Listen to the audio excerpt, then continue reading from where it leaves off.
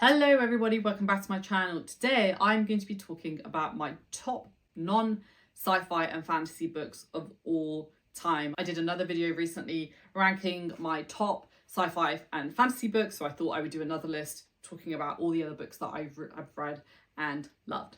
There are going to be no honourable mentions this time. We're just going to go straight into the top 10. So let's get started. In 10th place, we have Small Worlds by Caleb Azuma Nelson. I've raved about Caleb Azuma Nelson's writing on my channel for quite a while now, and he is an absolutely incredible author. He talks about the kind of second generation immigrant experience like nobody else, and even though I am not from Ghana and a second generation immigrant from Africa, I can relate to a lot of the thematic work that he covers in his books because my family came over from South Asia. He talks a lot about identity, family dynamics, generational trauma. You know, one's path isn't fixed and we have other options open to us if we so wish to explore those options. It's just really about the unpredictability of life and how we just kind of have to embrace every single moment that we possibly can. His writing is very lyrical, it's so beautiful, and they're just an absolute delight to read his books, and I strongly recommend Small Worlds. His other one, Open Water, is also a favourite, but if I had to pick one, it'd probably be Small Worlds, but both are fantastic. In 9th place, we have a very short story, and that is A Movable Feast by Ernest Hemingway. I loved this book when I read it. I read it really quickly. I mean, it is a really short book. Basically, kind of got transported to Paris, and I just thought it was a really interesting insight into what it was like to be somebody who was struggling in life in Paris at that time as an American, and specifically as an American man. There's a lot of different thematic work covered in this book. There's a really interesting piece around like war and the impact of war and PTSD in soldiers, how that affected their ability to live their lives like normally. Some really interesting thematic work around like marriage and what it means to be loyal to someone and married to someone, which I wasn't expecting, but I also found really interesting. The world building in this book is also really amazing. Like, Paris very much feels like a character in itself, and I've been to Paris a few times and it just felt like a version of Paris that I hadn't necessarily experienced but could see right in front of my eyes. So it's very lyrical, very beautiful. It was almost like a love letter to Paris actually in many ways, and for that reason I strongly recommend it. In 8th place, we have an oldie but a goodie, and that is Pride and Prejudice by Jane Austen. I don't really need to talk about this book. It's just amazing. It's amazing. Like, it's just got such an interesting outlook on what it meant to be a woman during that period of history, what it meant to be like on the cusp of high society, what it meant to be somebody of a different class.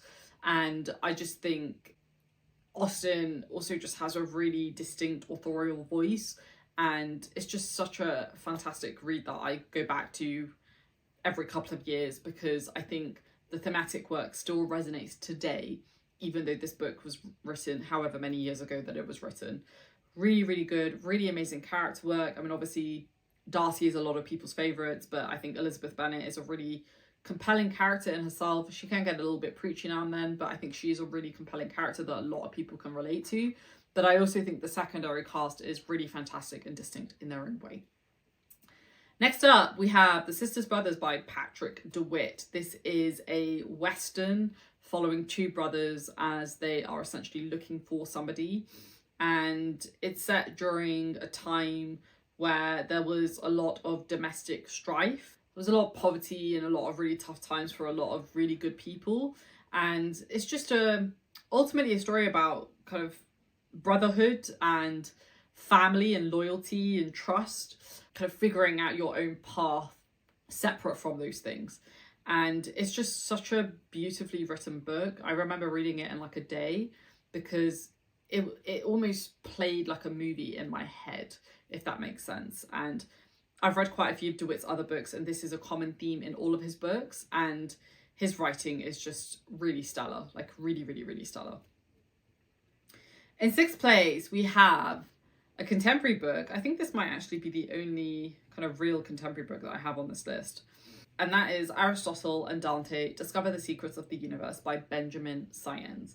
I talked about this book a lot on my channel, and the reason why I talk about it a lot is because it opened up my brain to a world that I didn't fully understand, because it's just something that I haven't experienced, and reinforced my view on that specific thing. And it also changed my perception about certain things as well. And I love it when a book does that, when it covers some very delicate topics, but does it in a way that's very sensitive and emotional. It kind of puts you in the seat of the main character, so you feel like you are going on that journey with him and the other people that are involved. And because he uses that narrative style, it makes it very intimate and makes it very emotional. And I use the word emotional intentionally, because it's such a heartwarming book, even though there are quite a lot of sad moments in it. But like I said, it opened up my world to things that I didn't fully understand, and I will forever be thankful to science for doing that. And it's a book that I recommend for that exact reason. All right, we are up to the top 5. In 5th place, we have The Death of Ivan Ilyich by Leo Tolstoy. Love this book. This book is amazing. And the reason why this book is amazing is because it talks about a topic that nobody else has ever really talked about as effectively than Tolstoy. And when I read this book during a time of real personal difficulty. I was very ill at that time that I read this book. And Tolstoy talked about the struggle of like being unwell, just in a way that was so relatable. He doesn't hold back. He talks about how, you know, it's really hard, and how other people telling you that it's going to be okay is just like the most annoying thing ever, and how nobody ever really understands what you're going through in that moment. And because of reading this book whilst I was going through that time, it actually helped me get through it, because I found a friend in the main character because he understood what I was going through, and nobody had quite put how I felt into words in the way that Tolstoy did. And I will also be forever thankful to him for that, because he was a voice for me on my behalf, and it was just amazing. It was just amazing. So good. So good. All right, in 4th place, we have Stoner by John Williams. I love this book. I've raved about this book so many times on my channel now.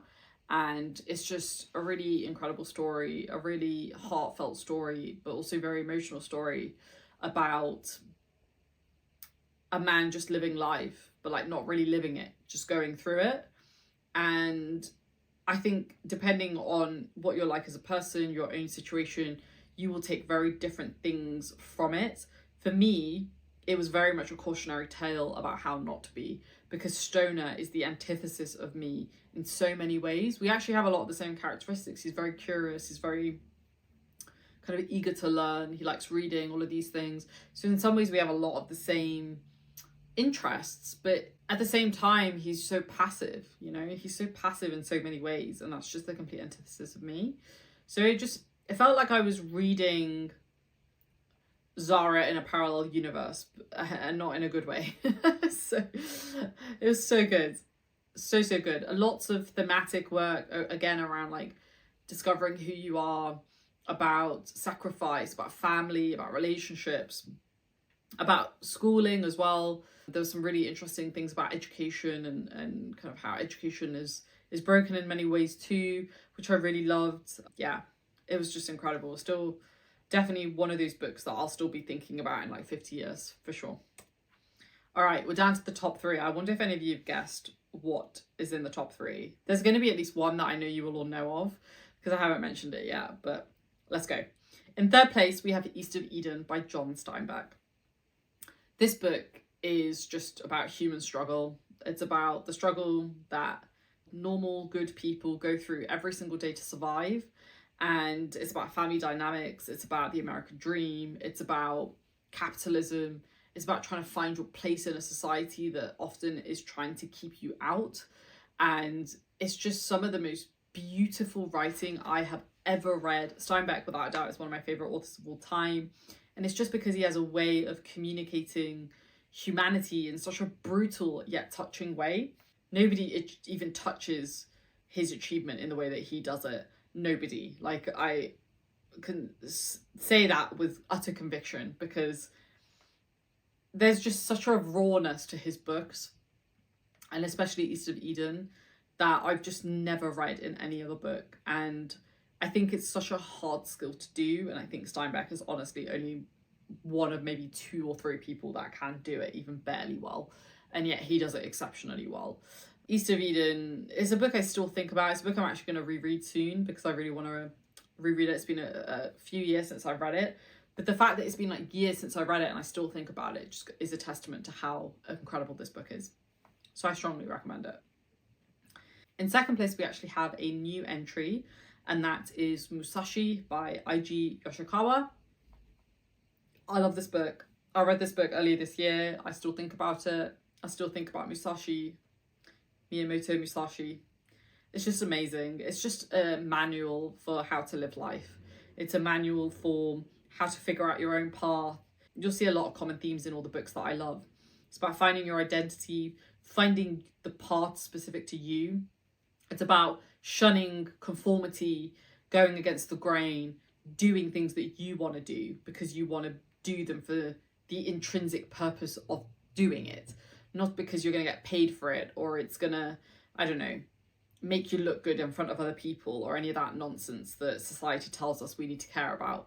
It's really about embracing who you are, like who you really are, and doing what you need to do to be a good person whilst doing that thing. And it's just incredible. It's just incredible. This has the potential to become my favourite book of all time. But I've only read it one time, so I need to read it another time at least before I can make that decision. But it was like almost like a religious experience reading this book when I read it earlier this year. I like to think about all the things that I read in my books, you know, the themes, the characters, all of that. But Musashi just made me think about so many other things. I'm not going to go beyond that because I don't want to get too personal. But the point is that it spoke to me in a way that no other book or very few other books have.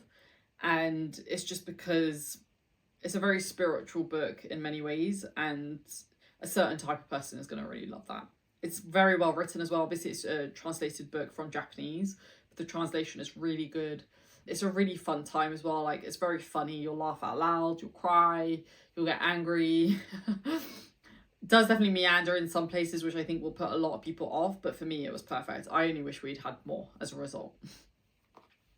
And that brings us to my favourite book of all time as it relates to non-SFF, and that is, unsurprisingly, I think if any of you have watched my channel, you'll know what this is going to be, and that is The Three Musketeers by Alexandre Dumas. I've read this book like probably 50 times at this point.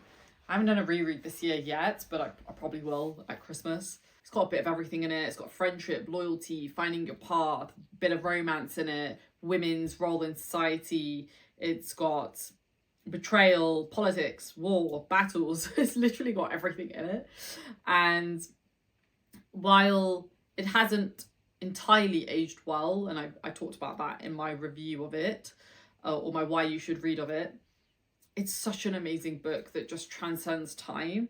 And I think it's just such a wonderful story about like ultimately friendship and loyalty. And I just love that stuff. Like, I really, really love that stuff. And again, it spoke to my soul in a way that few books have managed to, because those are things that I really value in my own life. And so when I see it written in a book so poetically and almost addictively, I can't help but rave about it at any single chance that I possibly can. But I love Three Musketeers. I'm going to definitely read it again this year, and I'll probably do another review of it after, just kind of reflecting on it. But like I said, it's got a bit of everything. It's written really, really well. Obviously another translated work from French, but the translations that I've read have all been really top notch. And yeah, it's just a wonderful story, and it's just a fun time whilst also being like very meaningful. So it's got the best of both worlds. So there we have it. Those are my top 10 non-SFF books of all time. I'm really curious what yours are down below. Let me know like at least your top 3. And if you have any recs based on this list, definitely ping me and I will definitely check them out. Thanks for watching. If you like this video, please give it a thumbs up, and I'll see you in the next one. Bye.